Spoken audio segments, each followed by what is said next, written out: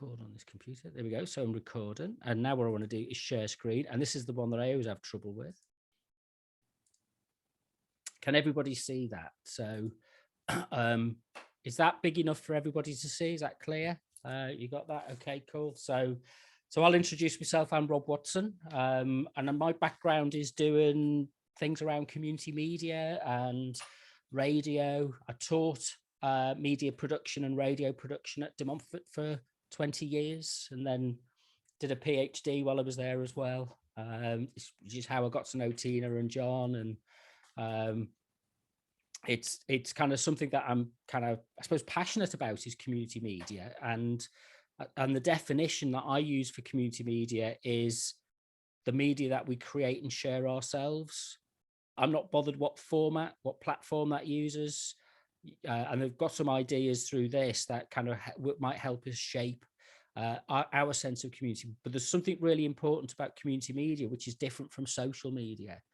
With social media, I can put my head outside the door, through my window, and shout into the street. And somebody might shout back at me, "Shut up," or something like that. Whereas, it just goes out into the world, and, you don't know how it's going to interact with people. I think with community media, what you've got is a sense of accountability to people that you are part of your community, people that you work with. So you walk the same streets and live in the same neighborhood. And if you say something on a community radio station that people don't like, they see you at the shops and they can ask you about it, or you are part of a group that's making podcasts and you put something out, and you have that sense that somebody in your group will say, "Well, why did you say that?" Or "Why did you do that?" And you have to give people an answer. So there's a shared responsibility through our community media. And I like to apply that principle to what we do with things like podcasting as well. So it's not just the wild west of social media. And we're not encouraging clickbait, and we're not encouraging people to kind of promote themselves egotistically, if you like, but we are thinking about something which is for the good of ourselves and our communities and our friends and our families, and it's grounded in that. So it's grounded in a sense of trust. So what I'm going to look at today is kind of how we can approach creating a podcast, and what are the kind of planning that we need to do, what are the things that we need to think about, that we can anticipate, what are the different types of themes that we might think about, and a different kind of, there are lots of different kinds of podcasts. The great thing about podcasting is if somebody says this is how you must do it, you can always say, no, it isn't. There's a million different ways of doing it. You can invent your own way of doing it. And I'm just going to kind of talk through, and we're going to flag up some ideas about some popular ways of doing it and what we might be able to do. Also look at some ideas for tips for recording, editing and mixing them. Don't worry about, you're not going to absorb all of this today. This is what we'll do over the coming weeks and months. Share some tips. Thinking about the law is still important when you put a podcast out. You're putting something into the public domain. You don't want to slander somebody because you'll end up in court, that kind of thing. You don't want to break the law. So just a few tips about that. And then, how do we know that it's been a good podcast? What is, how do we know it's been successful? So I do a couple of podcasts. The main one I do is the Decentred Media podcast, which is about kind of community media related issues. And I've now done over with John and Tina have been part of this journey, making all these podcasts over the last couple of years.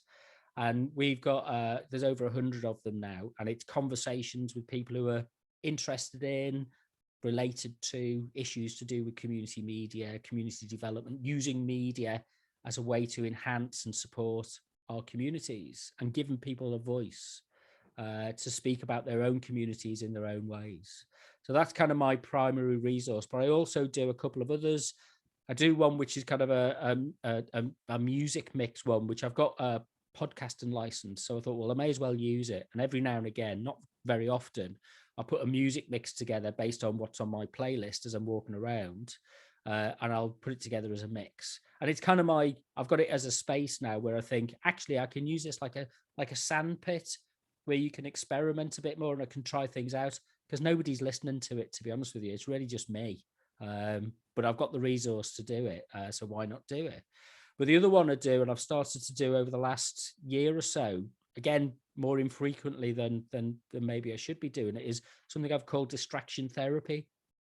And the idea was to start having chats and conversations with people over the internet about how they're getting on in the lockdown, and what are they watching, what are they reading, how are they coping with being locked up, or being inside, or or going out all the time. Some people seem to be more active at the moment. What are they doing? And more recently, what I've been doing is doing what I've called sound walks, which is wandering around Leicester with a microphone and recording the sounds when I'm down on the river and around by the traffic or in the town. I did one where it was the demolition of the St. Margaret's bus station. There's some great sounds from that, and then piecing it together in a kind of piece. And that goes out now on Leicester Community Radio, and it's going to go out. It's going out on a friend's radio station down in Devon, Sound Art Radio. So from doing a simple podcast for my own benefit, it's kind of taken on a life now where it's got other people are listening to it, which I didn't plan. But it's that creative space that it's opened up for me, which I hope we can tap into a creative space for you as well.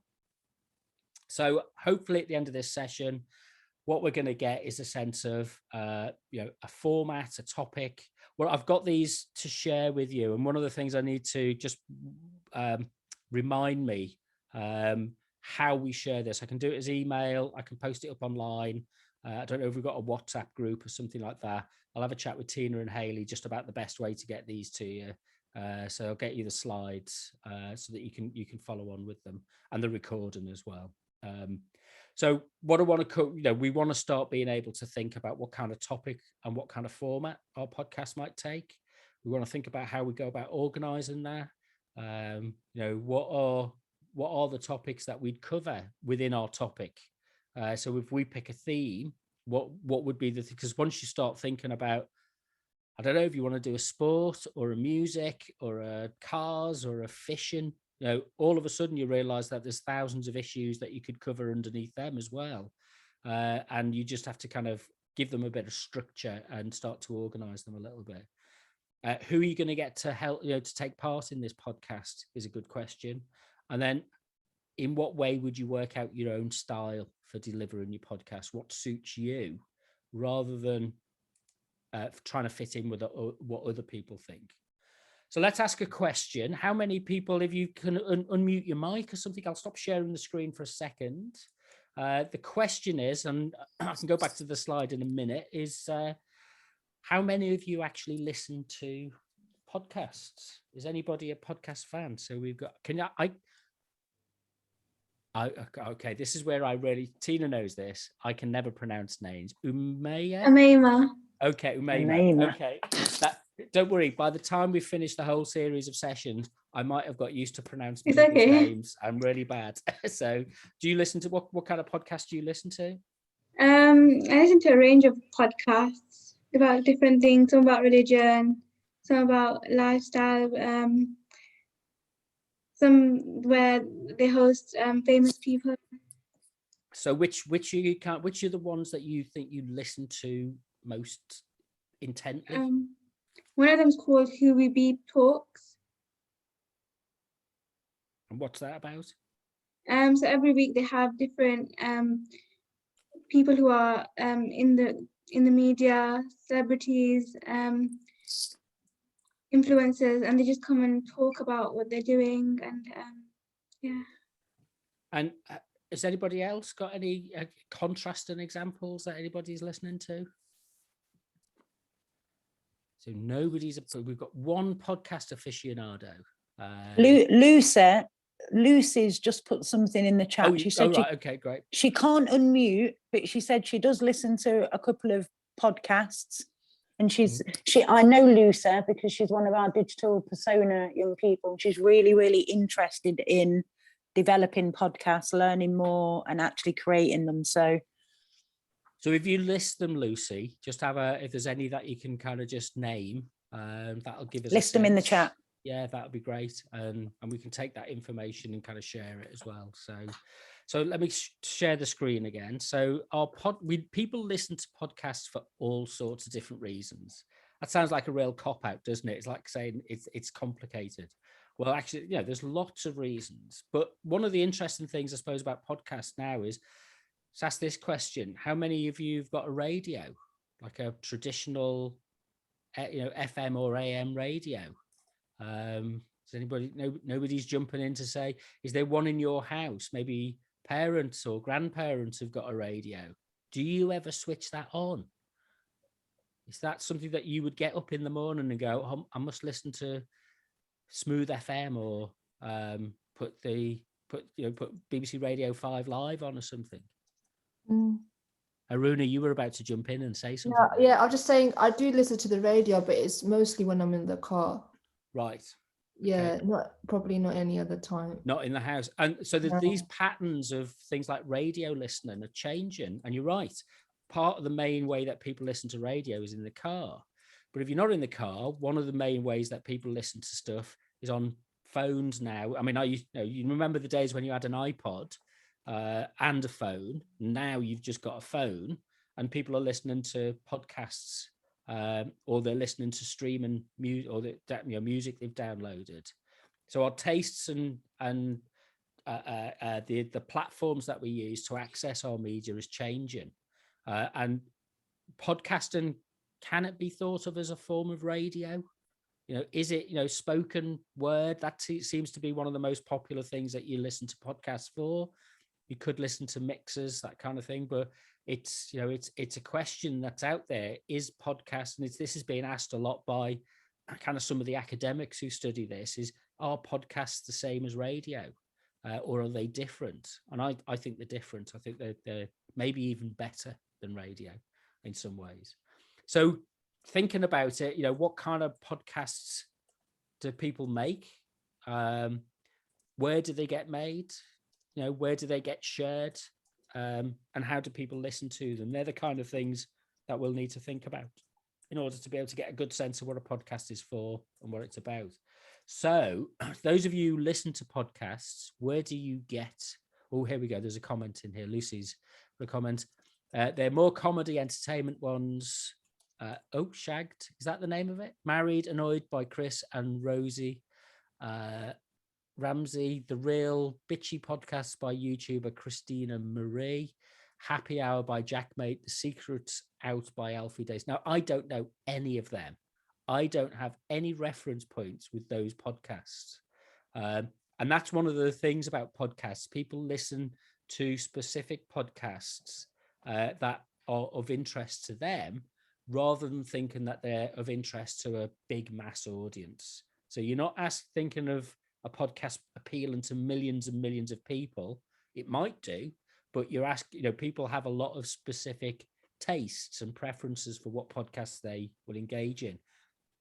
But if we think about where you find out about your podcasts, where do you think, kind of where is it that people find out about the podcast that they're going to listen to or might listen to? So we've got, anybody buy the Radio Times?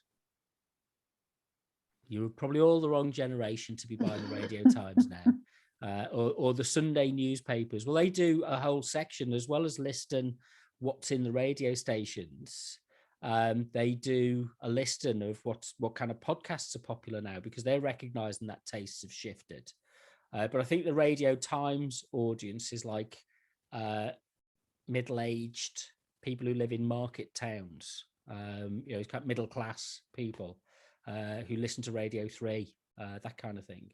But other people get them from things like recommendations on social media, from Instagram, from Twitter, things like that, and TikTok now. You'll have podcasters. I follow... I'll mention Uncle Roger is one of the podcasts I follow, which is the Malaysian guy who does the comedy kind of version of a middle-aged Malaysian man. and he's quite funny. He's got YouTube, and he intermixes everything with a podcast and then YouTube and Instagram. So I pick up when his podcasts are available from them. Somebody said, Tina said, BBC Sounds is a good selection. Anybody got the BBC Sounds app on their phone? Might be worth considering listening to, but that's the BBC's, and they've got loads of money to put these things in place, but they put a lot of their content on us, and they've dedicated things now to making podcasts. But you have to listen to something on the BBC Sounds app. You can't get them on iTunes or through Google. It's kind of app specific, and that's the same as things like Bandcamp. Anybody got a smart speaker in their house? Anybody listen to stuff on Alexa, Amazon Alexa, or Spotify? We've got, yes, Alexa. Anybody listen on the Google one, Echo? These things are now much more popular. I bought my mum one a few years ago, and she doesn't listen to BBC Radio Merseyside anymore. She listens to podcasts on air and playlists on her Alexa. Again, tastes are changing, people's interests are changing, and there's some research coming out from the government, the DCMS, Department for Culture, Media and Sport. Smart speakers are outselling DAB radios. No, less people are buying DAB radios now, more people are buying smart speakers. And one of the things that's changing as well is that people are now in newer cars. There's a European directive now that all new cars have to have DAB radios in them. It's only taken 20 years, but they're doing it now. Just at the point where 5G's been released. I have a friend who lives part of the time prior to lockdown in Bangkok, and he drives around listening to Radio 4 because he can stream it. The data connection's really good, and he's streaming Radio 4 and listening while he's driving around.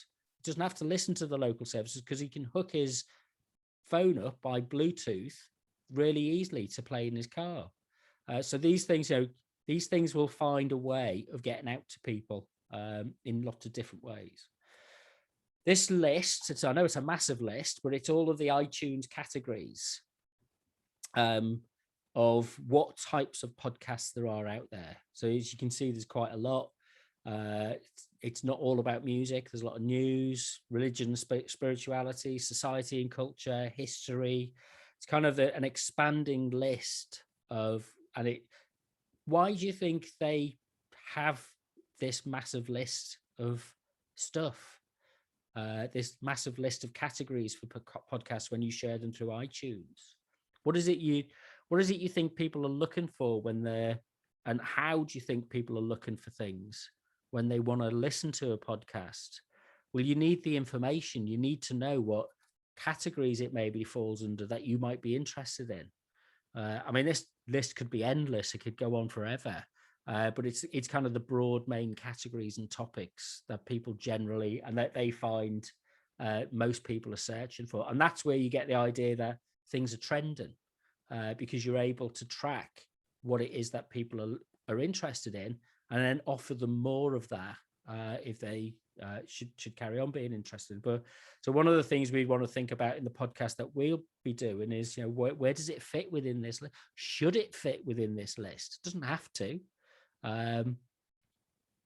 So Carl said, RuPaul, What's the Tea is a good podcast. Don't get me started on talking about Drag Race, because having avoided it for years, I've become obsessed with it. And I haven't got to the point where I'm listening to the podcast yet, but that might be an option at some point. So when having a scone and a Diet Coke, that's okay. It's a good way to have a podcast. Listen to a podcast. I usually listen to them when I go out for a walk. So the podcasts are listed in categories because it makes things easier to find. So you know what the topic is. It's discoverable. That's one of the things. Nobody knows. You put your podcast into the system and nobody knows that you've put that into the system. It just goes in there. So how do people find it? One of the things we've got to do is make it easier. And some of the settings that you have to go through when you're posting a podcast now is making sure that you put it in there. And then it ranks these in terms of popularity or relevance. So more people are listening to it, and you get the iTunes charts. And that determines, kind of in the same way with music, that's available for podcasts as well, which is the most popular, what's been downloaded the most, what kind of devices are people listening on. So you can track with stuff that you share on the web. With broadcast radio, you just send a signal out from the studio and you don't know what people are listening on. You don't know where and how people are listening on. With podcasts, you can get that information back from those people who are listening to stuff on different devices in different places. And one of the things that you might discover is that you're doing a Leicester-based music show and it has a certain kind of music in there, and you think that you're appealing to a couple of thousand people in Leicester with your podcast. What you might find is that you've got people around the world who are listening to your podcast that you never imagined would be interested because they share something. And that's kind of one of the interesting things that drives that data, that information that drives the way we consume our media now. Likewise for things like what country it's from, what language it's in, and then what kind of format it's in. This tells us a lot of information about what is popular, what is present, and what and it can shape what you want to do and how you want to do things. So let's think about the idea of why do people listen to podcasts. I'm going to stop the slide share. We're going to do a moment of interaction. So if you turn your cameras on, we're all going to, what do we think of? And let's go round. Shall I go round via my screen? Is that a good way to do it? So I'll start with Umayma. See, told you I can't get it right. Okay, that's the second attempt to get it wrong. But tell us why do you think people listen to podcasts? I think podcasts are very specific in terms of the topics they cover. And I think a lot of the time people's personalities really come through on podcasts. So it's quite engaging. And there's a range of different topics that people can access as well. Do you find that there's a greater range of topics through podcasts than you would get on the traditional media channels? Yeah, I believe so, because there's topics on literally everything that you can ever think of, covered by lots of different people. Yeah. So whereas on traditional media, sometimes it's hard to find a topic that you are interested in rather than something that's just already out there. So let's go to Salim, because he's I can never tell. He sits very quietly and still, and I can never tell if his screen's frozen. Hello, yes, I'm with you. Yes. So why do you think people listen to podcasts? I think it's because it's updated and also it's interesting to listen to. And like I do listen to football broadcasts after the football games, and they pick good points and they summarize the game. So they're not live, are they? They're recorded after the event. It's not like a live commentary with a football match. Yeah, there is some live, but the one I watch is after the game. They do after the game, so it's really interesting to listen to. And do you go back and listen to past episodes of games that have long passed, or do you like keep up with the next? So the game has to be fairly recent, and then you listen to the podcast. Is that the way that you listen to that, or is it like you'll go back and listen to something from 2 or 3 years ago? Actually, I keep it updated. Yeah, the recent games. So the one that I know it was a big game, so I need to know what happened in that game. Right. Okay. So it's like you're filling in the blanks afterwards. Yeah. So you're great. So it's like an archive that we've got, isn't it, of stuff? Aruna, what about you? Why do you think people might listen to podcasts? Yeah, again, similar to what's been said before, like there's a range of topics that you can engage with, so there's something for everyone. And I guess it's the blend of it being informative but also entertaining as well at the same time. And I think for me as well, especially if it's someone that I've been listening to quite a while, you kind of grow to get to know them and their personality, like Umayma said, and you kind of end up feeling like you're part of the conversation because it becomes quite personal. Because similar to like vloggers, you develop a kind of relationship. I know maybe relationship's a weird way of saying it, but you do feel like because you get an insight into that person's thoughts and feelings. And it kind of similarly with podcasts as well. And I guess also, like you mentioned, the archive thing, you know, you can, I guess, a sense of control as well. So if you want to return to a podcast later on in the day, you can do, or if you want to listen to it again, you can do. So there's more ownership and control of your experience of listening to a podcast. I'm going to give Lucy a heads up and say, if you want to start typing what your reasons are, I'll read them out in a second, but I'm going to go to Carl and ask what Carl thinks people's, and has your view changed? Because this is your second go through this session, I think. Has your view changed from the first time that you did this? I'm not sure. I think people listen to podcasts because they're not formal, they're more informal. And it's like, if you compare it to like daytime TV, it's a bit like Loose Women, like you just have a laugh and a joke with them. So you don't feel inclined to be bored out your brains when you listen to it. Cool. So there's these number of competing reasons then, isn't there? And they're more driven by the listeners than by the producers of the podcast. So a podcast becomes popular because it fits with, more likely to fit with what you experience, what you want, your topics, your interests, and that you can build your audience in a very different way than trying to get 8 million people to watch a TV program on a Sunday night in the same country, the same locality. Whereas this could be people listening across the world and across boundaries and across cultural boundaries as well. So it's very much driven by, it's more participative. People feel as if they want a sense of control over it. They want to relate to it.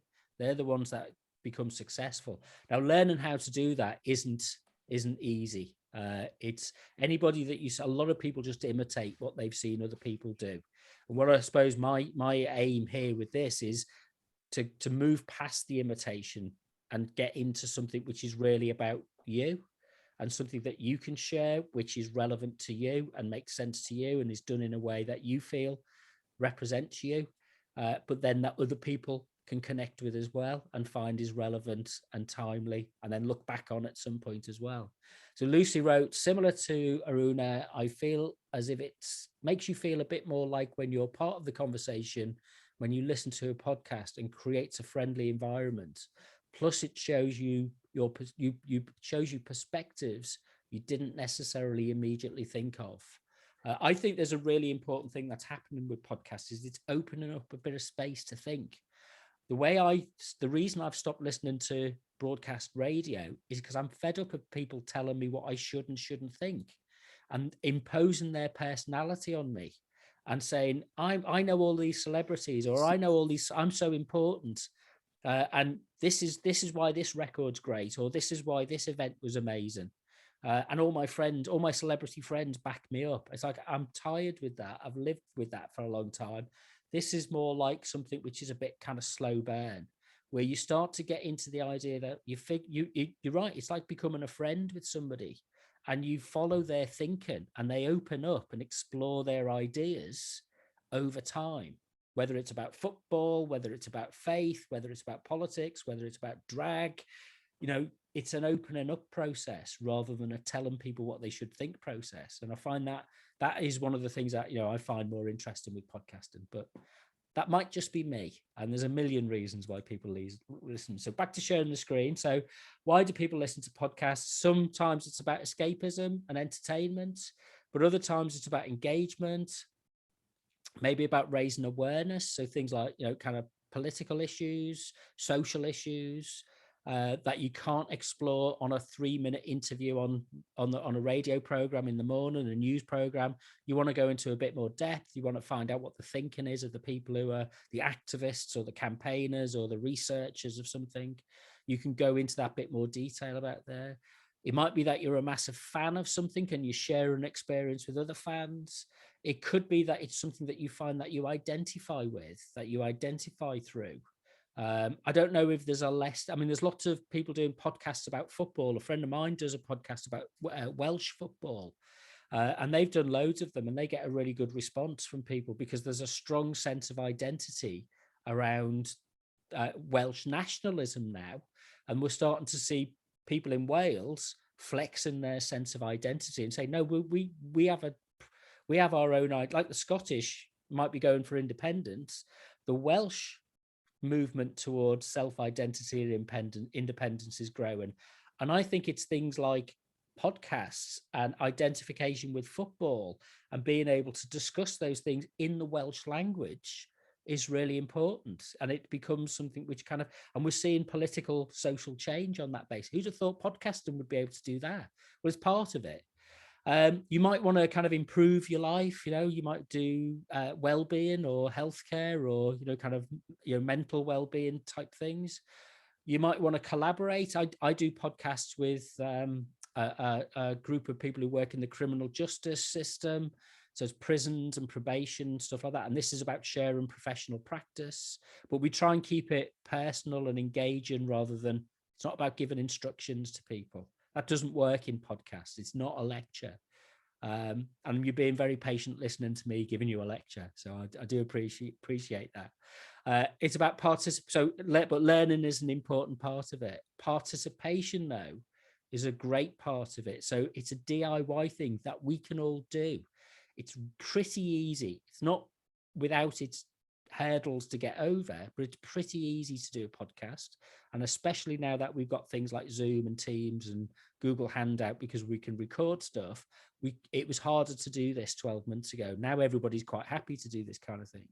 And then it's about being connected and being in the know with connected with one another and up to date with what's going on.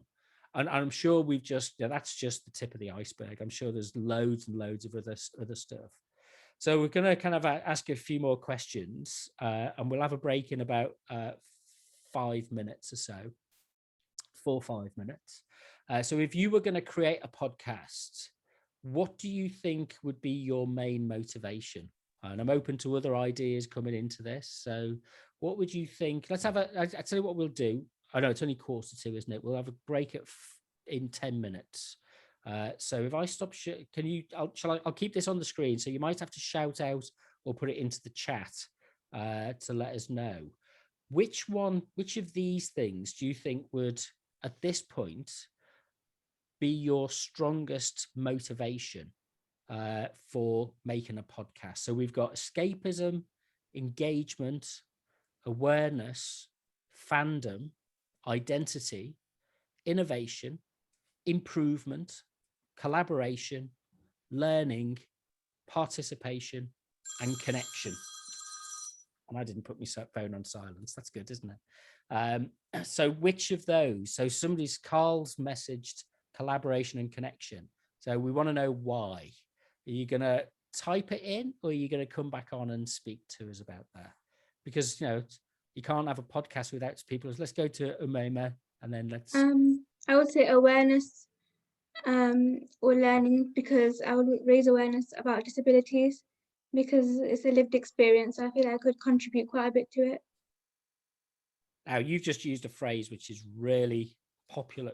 When I say not popular, important, I think is what I meant at the moment, about reflecting people's lived experience. That's a really important, it's like a kind of social sciences phrase, and it's like a kind of public policy phrase. But it's one thing that's starting to come back into how people are thinking about, looking at how we set up society and how we make it work. Because for a long time, we've made assumptions about people, about what happens to disabled people and how people interact. Well, why do we need the BBC or ITV or Channel 4 to speak on behalf of disabled people? Yeah. Why can't you speak for yourself about the issues that you care about and that you're passionate about and committed to, and speak in your own voice, talking about the own issues that you're concerned with? And I think that's the shift that podcast gives us. It takes away the gatekeepers, the big controlling organizations, and it puts a bit more power, not a lot, back in ordinary people's hands. And it's kind of like, so we've got this opportunity to use this to kind of get a different range of voices to listen to, and different types of people with different kinds of experiences.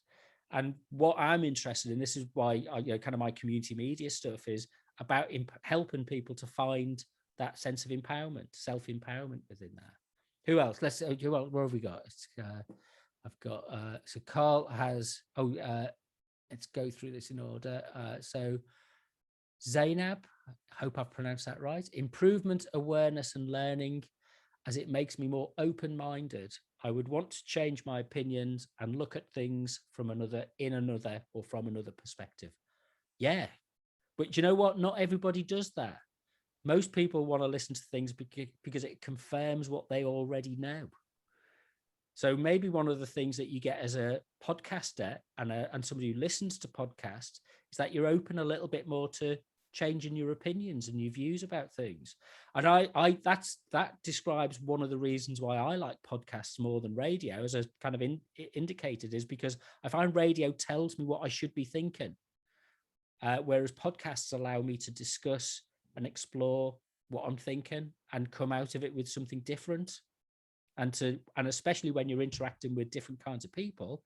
So hopefully part of this process is that you're going to tell me, I will learn more from you about what podcasts should be, what podcasts can be. Let's look at what Carl said. Wanting to make young people from other organizations to collaborate and expand those organizations to become a larger community.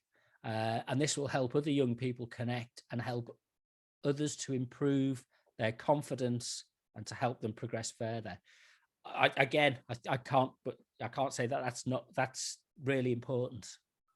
And one of the things I've found from doing podcasts is I've become a lot more confident. I've told this story many times. I'm an introvert. When I go into John and Tina know this. I've been on places with them, with big meetings with lots of people, and I find it really difficult. But I can sit and talk in front of this screen and a microphone for 2 hours. And I'm sure you think I'm really outgoing and kind of really lively. But if I have to do that in public with lots of people around me, I get very tired very quickly. So I find I've got this ability to express something through a podcast. And then when I listen back to it, the important thing that I get from it is listening back to myself. And I've learned that I'm not such an idiot that I thought I was. I am an idiot, but I'm not such an idiot as I thought I was. And that I've picked some things up and thought, actually, you do know about this, or you are clear about what you're saying, or no, you're not clear on this point. So from a personal point of view, it's really helped me, engage with other people because I'm clearer in what I want to say. I'm a bit more mature about that and a bit more confident. So it's one of the byproducts, I think, that comes out of this is that you feel a bit better about it as well. Zainab says, I feel like you can have a conversation with people and you get to learn things from each other.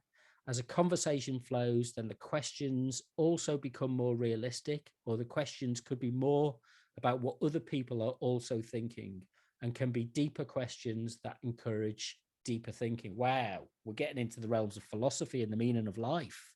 But isn't that great? We've got this, we've started off by entertainment and distraction and thinking about escapism.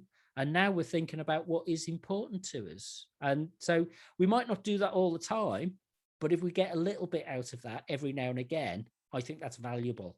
There's still a really strong space for fun and engagement and entertainment, but you might kind of shape it around a little point where you kind of reflect. Somebody was telling me it's National Reflection Day next week.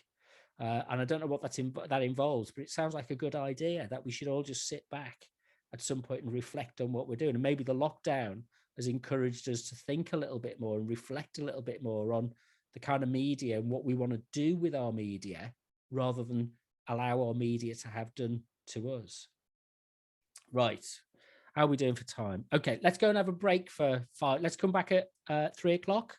Is that all right? If you want a comfort break, stretch your legs, have a cup of tea, answer your emails, those kind of things for a couple of minutes. And then I'll do a whistle stop tour because there's still loads and loads of slides to go through.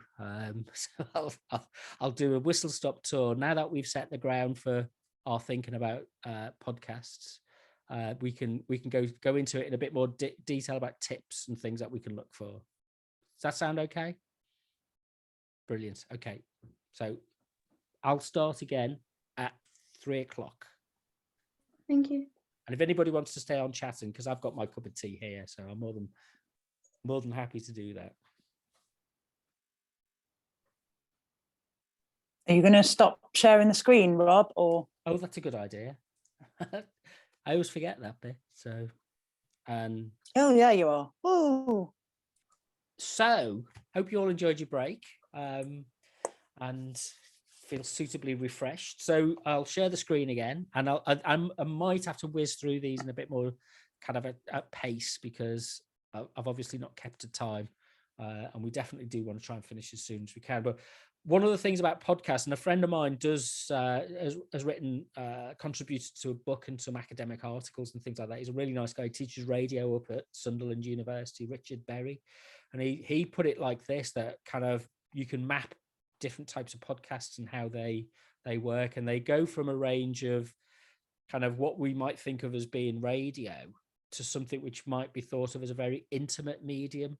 And podcasts of that, I think that's one of the things that really, when you were thinking about planning to do a podcast, we have to keep in mind that is maybe much more intimate than radio is.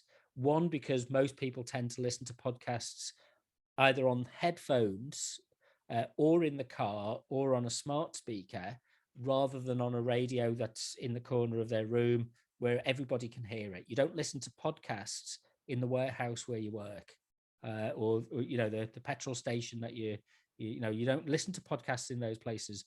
It's individual. So there's this real kind of sense that these are individual things. There's a really good podcast about podcasts, which again, it's a bit academic, but it's a good one to listen to, called For Your Ears Only. And they go through a lot of this and talk about what makes a podcast. And it's really interesting to listen to. So I'll put the link around when I share it later. So what format do podcasts take? I drew out some pictures from the podcasts I've done over the last couple of years or been involved with. And the kind of general types of podcasts that we could think about is something like an interview.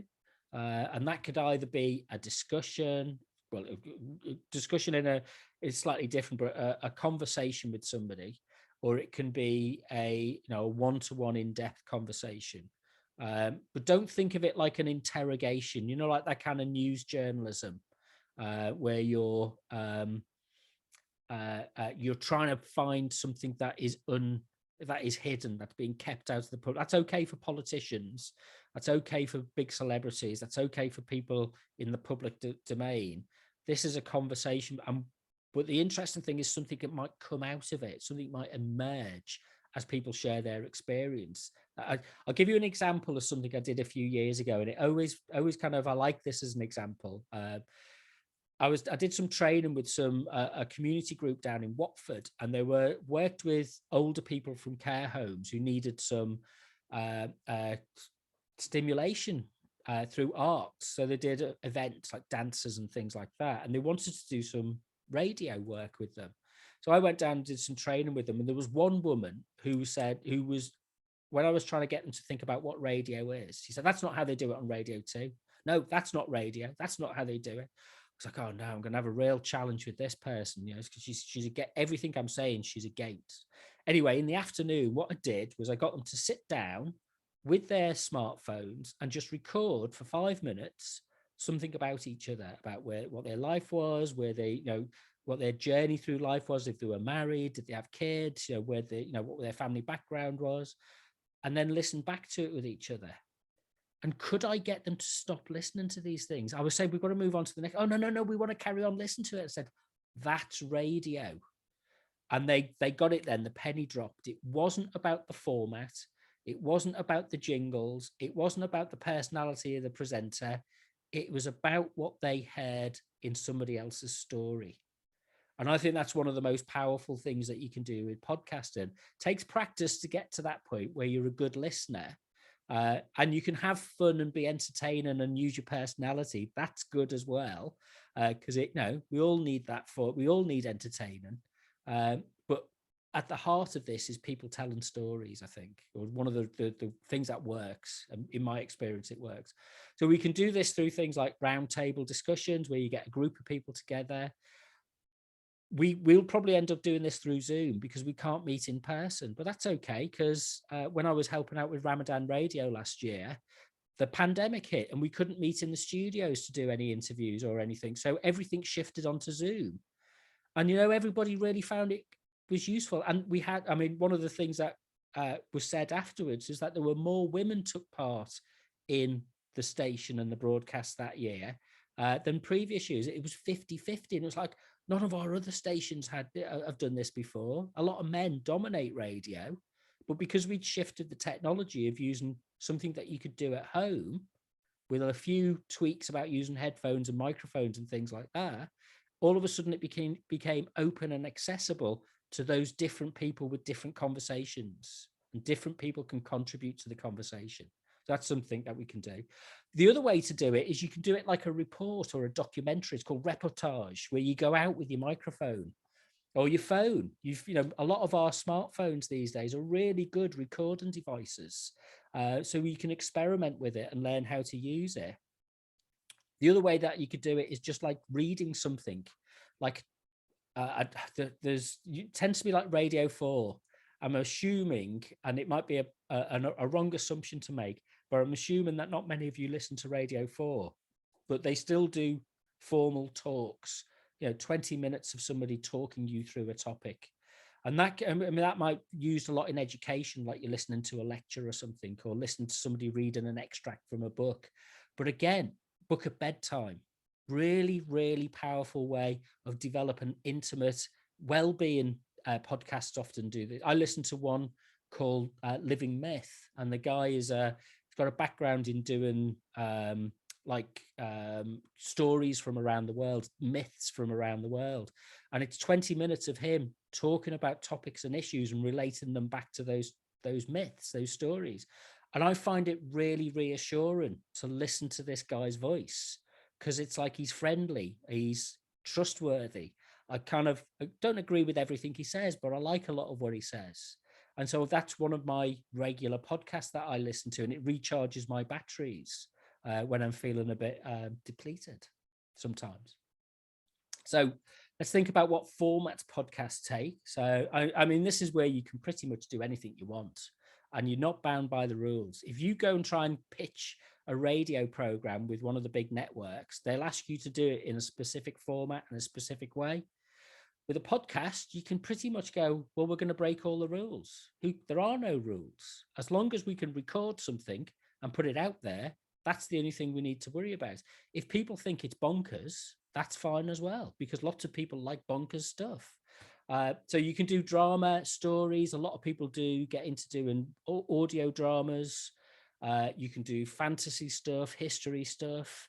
And again, you're kind of sitting around using some fairly straightforward audio recording techniques for this. A lot of people do DJ mixes, like a kind of, you might do a sequence. And if you things like Bandcamp and Mixcloud and stuff like that, are they podcasts? 40 minutes, an hour from a club venue or something like that. Well, that's a podcast. It gets just a little bit of an introduction at the beginning and the end, and then it's a mix. But you've downloaded it onto your phone and you're listening to it rather than listening to a radio station. And then the next one comes in, and then it's updated again with the next one, with the next guest mix. Comedy ones are really popular. These what really drive the numbers.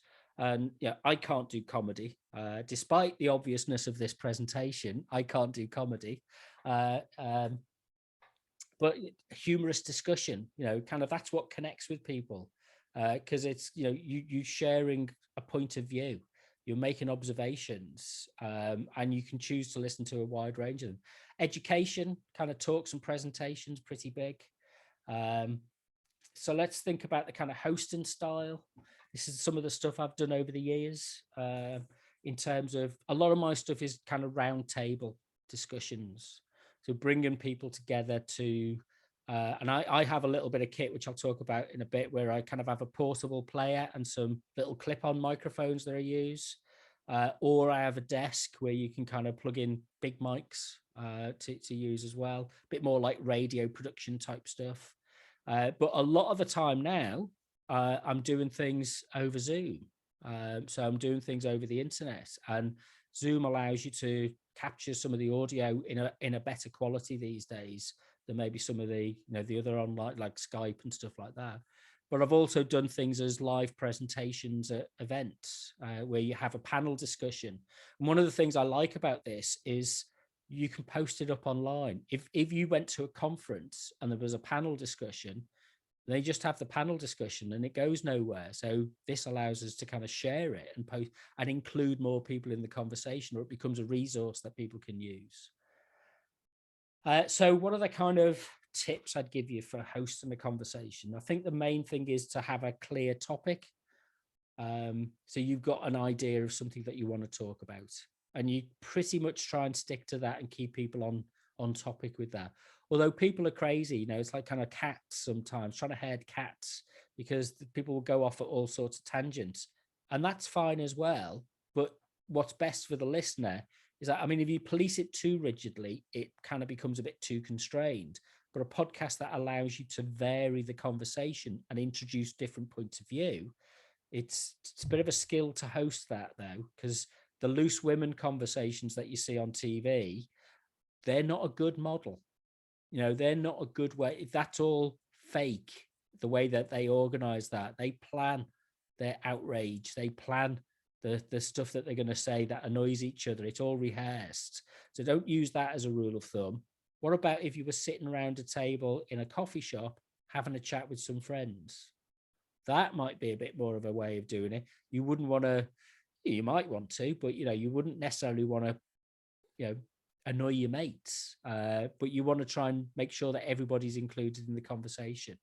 So what you need, and what you'll hopefully get out of this, and we'll do some practice with this, is like good moderation. So one of the things I think I'm weakest at is moving people on to the next topic, that the next question. And sometimes some people jump in too soon and try and move it on to the next topic. So you're trying to get that balance between listening to somebody, letting them extend their thoughts, but not dominate it, and not always be the person who speaks first. So you've got that turn taken thing that you get out of this. So I think one of the things that will come out of the Zoomification of our interaction is people's turn taking skills and listening skills are really being improved in this process. So you will go into working life, back into work, and you're going to be better listeners because you've been using Zoom for such a long period of time. One of the things that makes a difference is using headphones. Being able to use headphones puts the voice and the sound inside your head, and you listen in a very different way. So good moderator, and then a good list of attendees who know what they're going to be talking about. So people that can have a good conversation that won't run dry after 10 minutes. You want people who've got something to say, but beware, some of the people that you think are most vocal and are most outward going with their opinions are the ones who can't sustain an argument. I find that some of the quieter people, the kind of like myself, the introverts, we could talk for ages because it's all inside our head.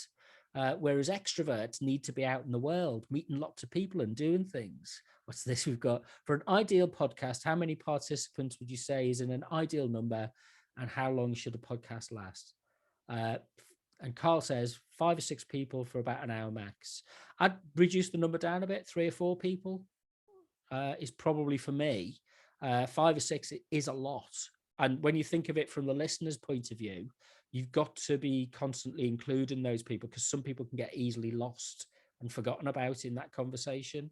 One of the tricks to always do as the host is to name check everybody and bring everybody in by name.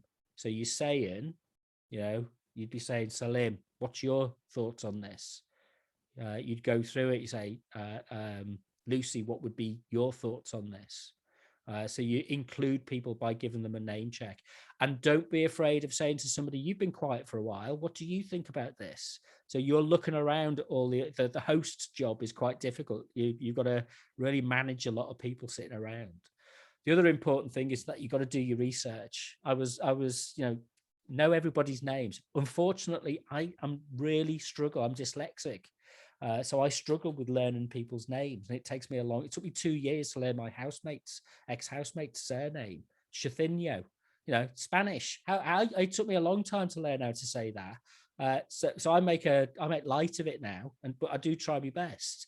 But then again, it's like, that's me, and take it or leave it. I'm not trying to be something I'm not. Be yourself. And that comes across the kind of authenticity of this.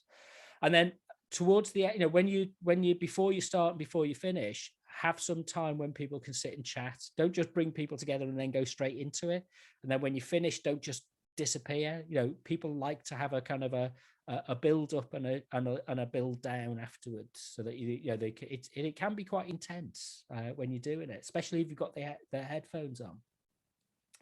So we've got that.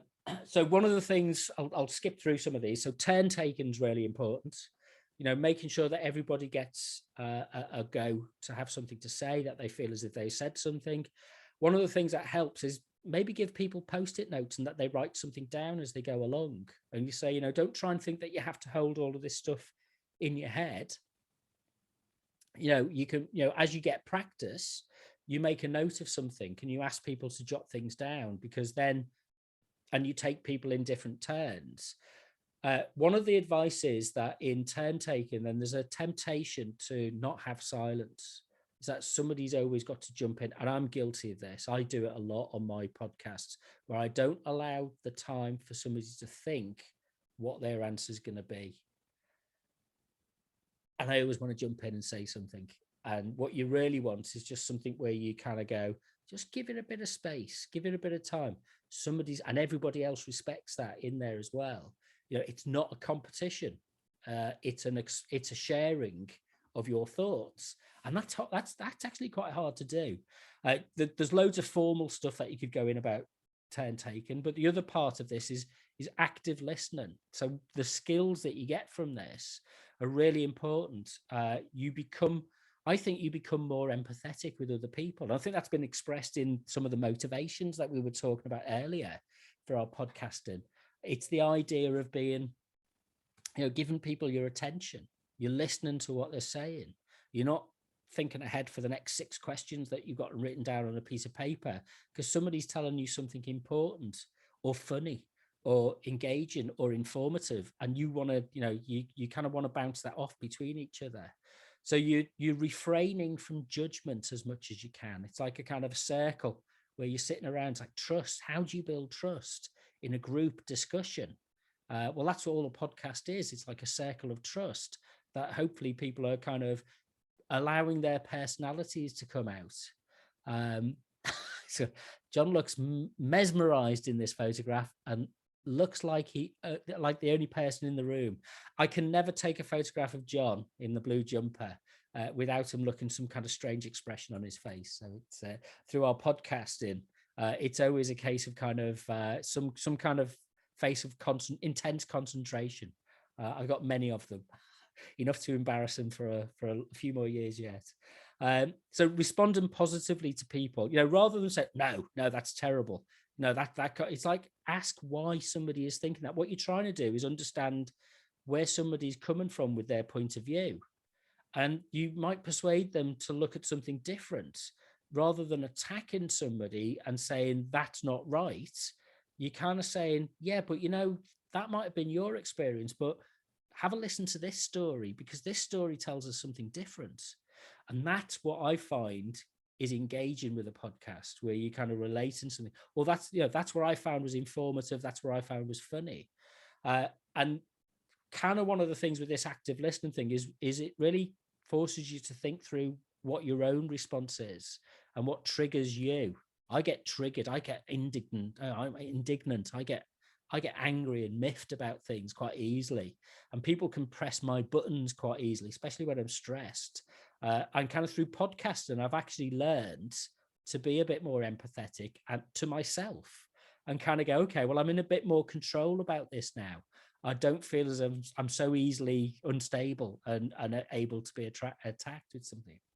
Right, so let's think about some examples. So a good example of a format of doing a podcast, which you might not have considered in the past, something called a talkie-okie.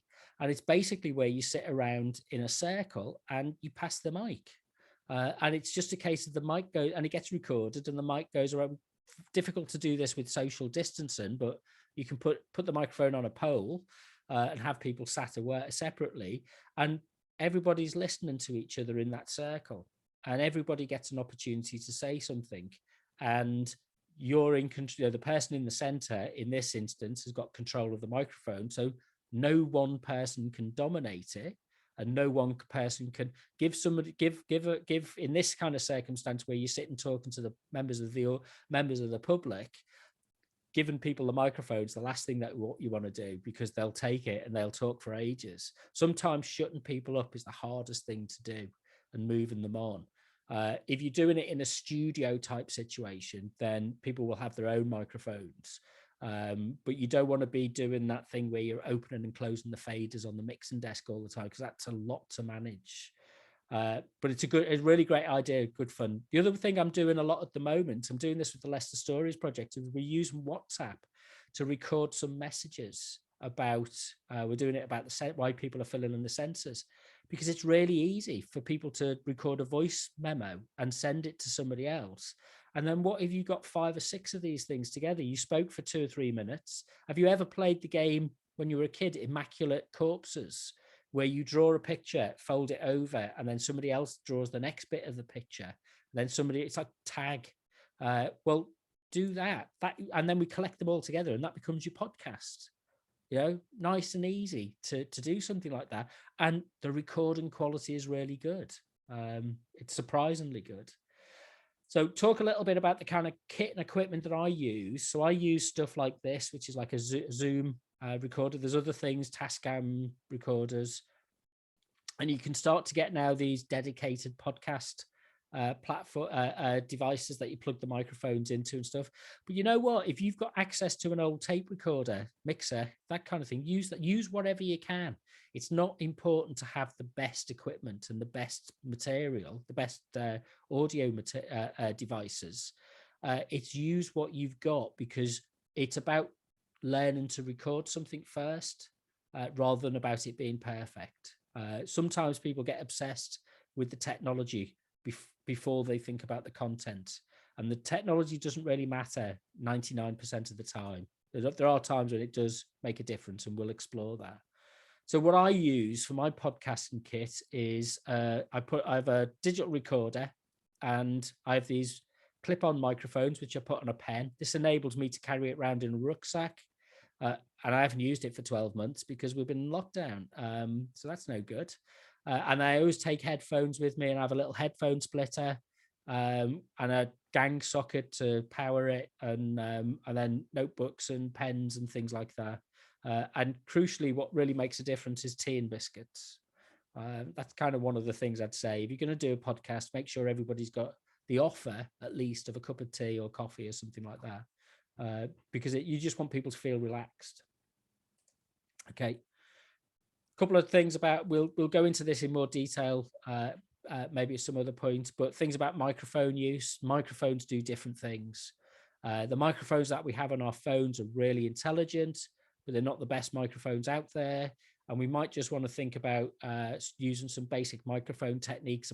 I'm fed up of seeing desktop podcaster microphones like this one with people with them facing the wrong way or upside down.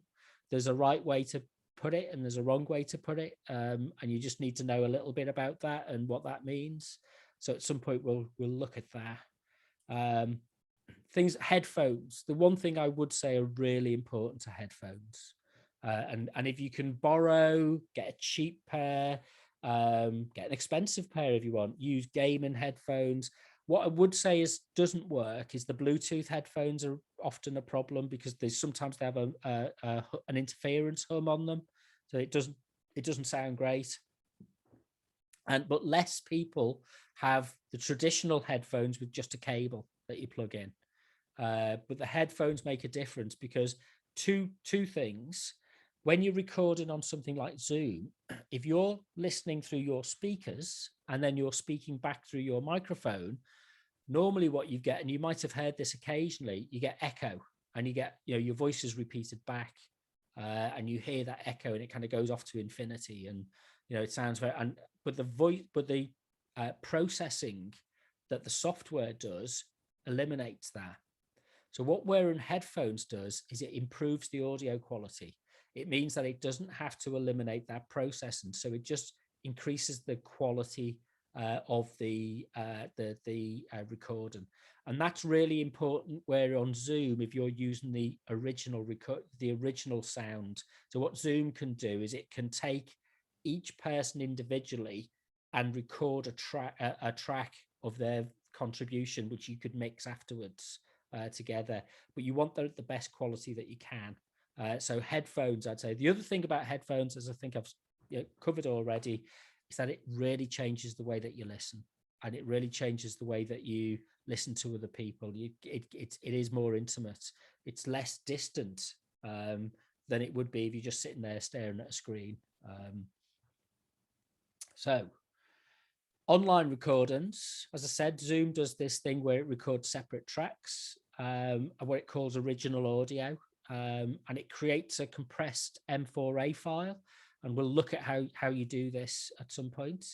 And then what we want to do is turn that into a file that we can tweak and just adjust slightly to improve the sound quality.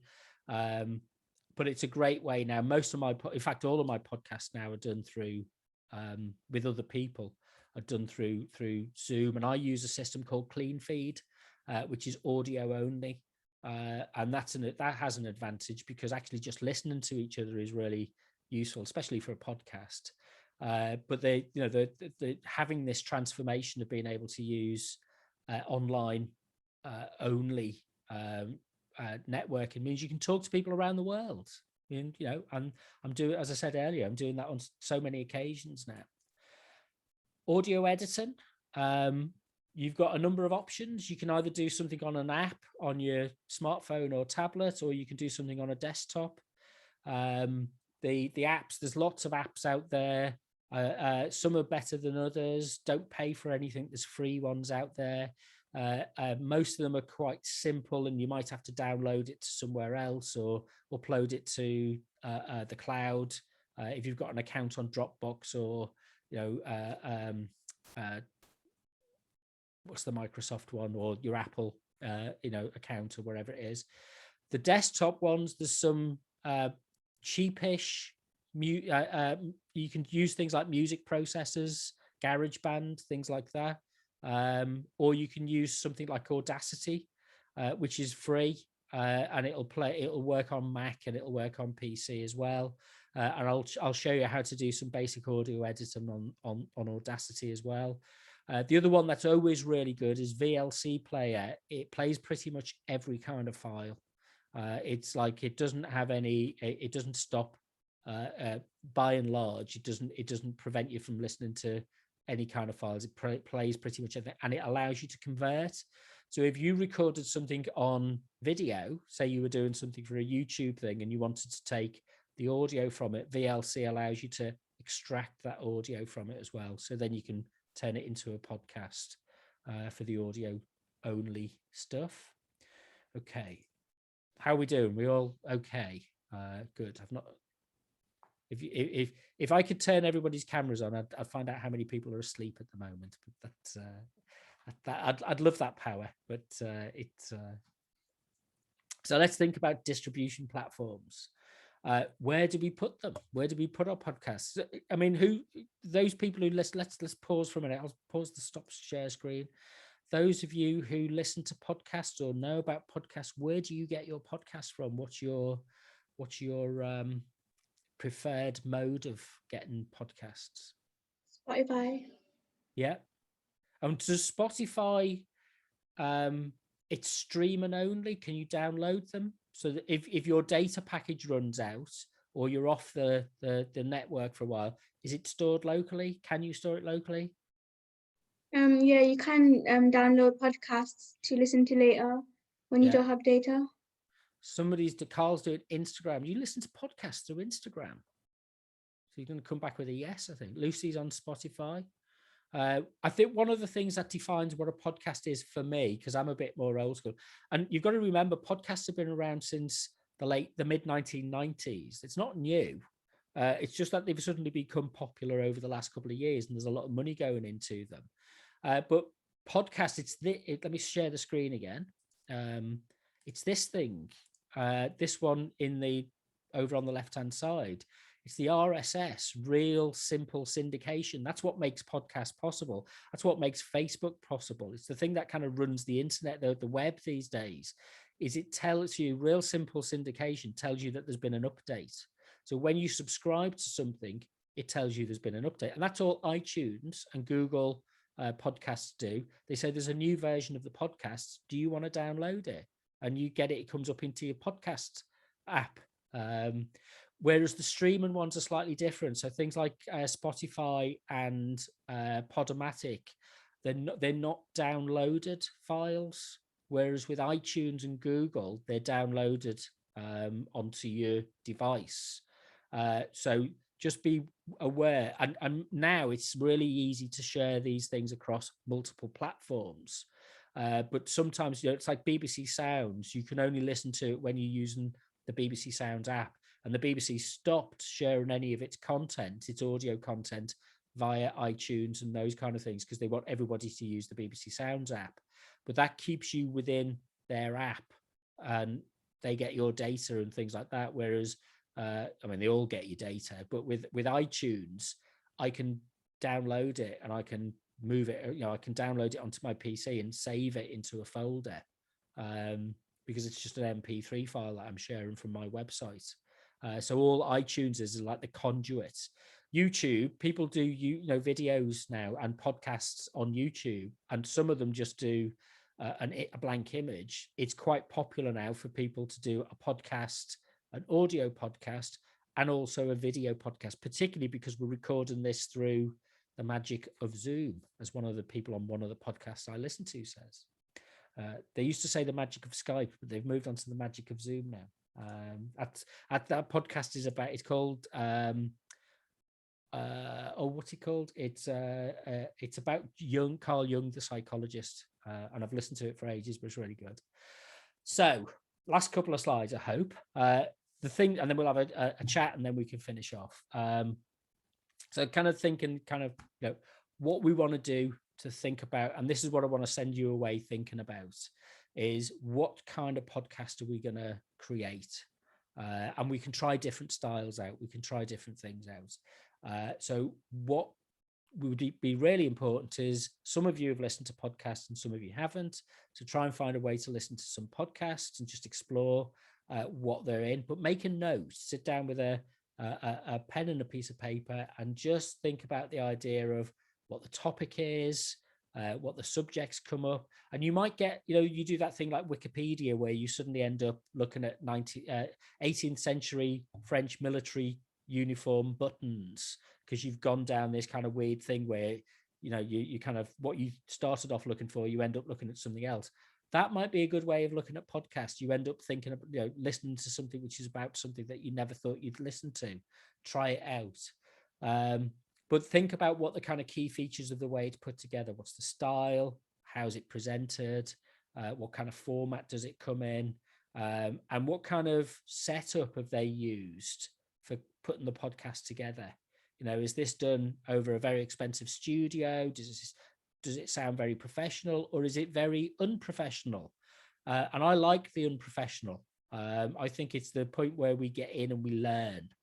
So we don't have to be slick. We don't have to be perfect.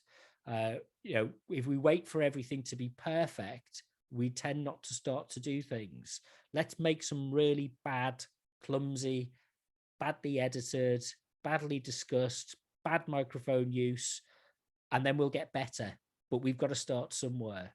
So keep in mind that this is a learning experience. But also, one of the really nice things is people like to be on that journey with you. They travel with you as you get better, and they listen back to your old podcast and go, oh, you've really improved. You got so much better. It's like, take people along with you as you learn. Don't be afraid of that. So we need then to think about a topic. So what kind of topics? Look at some news sites, have a conversation with your friends, but think about how we might break that topic down. What would be the way that we'd get into that topic? So this is where the imitation thing can be a problem. If you follow, for example, the loose women model, they have a very contrived way. They have a very specific way of going through their topics. That might not be relevant for you, because one of the good questions to ask, I mean, there's a really good difference of that will inform this. Nobody's interested in your opinions. I'm absolutely certain that none of you are interested in my opinions. I'm interested in my opinions, but I'm absolutely certain none of you are interested in my opinions, and nor should you be. But if I tell you about my experience, and if you tell me about your experience, that's much more interesting, because nobody can take your experience away from you. Nobody else can trash your experience with their opinions. So focus on experience rather than opinions. And those loose women, it's kind of it's all about exaggerating people's opinions for the sake. It's like clickbait, for the sake of getting people to have a row for the sake of it. Anyway, so we think about the structure. Is this going to be something that unfolds? Is it going to be something that is guided? Is it something that's going to have different elements introduced to it? Will your listener be encouraged to participate in this, send messages in? And then thinking about, how are we going to bring people together for this? So you're bringing people together because they're interested in a topic. You're bringing people together because they're interested in the place that it's coming from. Are you interested in, there's something about those people that is a shared interest that unites them. So have a think about that. So think about what the best way to choose your topic is. Right. What we need to do in a next session is think about how we capture this and have a go at doing this, how we can share it, and so that we can share our ideas. And I need to have some thought about how we all keep in touch. I need to follow what you do already to keep in contact with each other. If you've got a WhatsApp group, if you use Google Drive, whatever the way of keeping in contact is there something that you want to do to kind of, how would you explain your ideas to everybody else and share those ideas in advance? Carl says, I just realized, he goes, yeah, you upload them on Instagram so you can listen to it and it saves going onto their podcast page. And he's an Instagram junkie. Okay. So I'll look out for that. And I suppose the thing is, the question to ask you, if somebody just comes across this, how will it be understood? What will they think of it? Now, this photograph, believe it or not, it's a combination of, it's a radio program and a podcast. So a friend of mine did an art exhibition where they had some children doing some radio programs, and on the picture on the wall in this exhibition there were some buttons, and literally is like a coat or a shirt button, and you press the button and it told it, the audio came on. And I thought, wow, that's really great, because you wouldn't think of doing a podcast like that. But we can do that if we want to. It becomes an interactive podcast in a different way. We don't just have to put it out on iTunes. We can hang it on a wall and get kids pressing the buttons, something different. Right. Okay, that's me done enough talking for now. So I'll stop the screen share.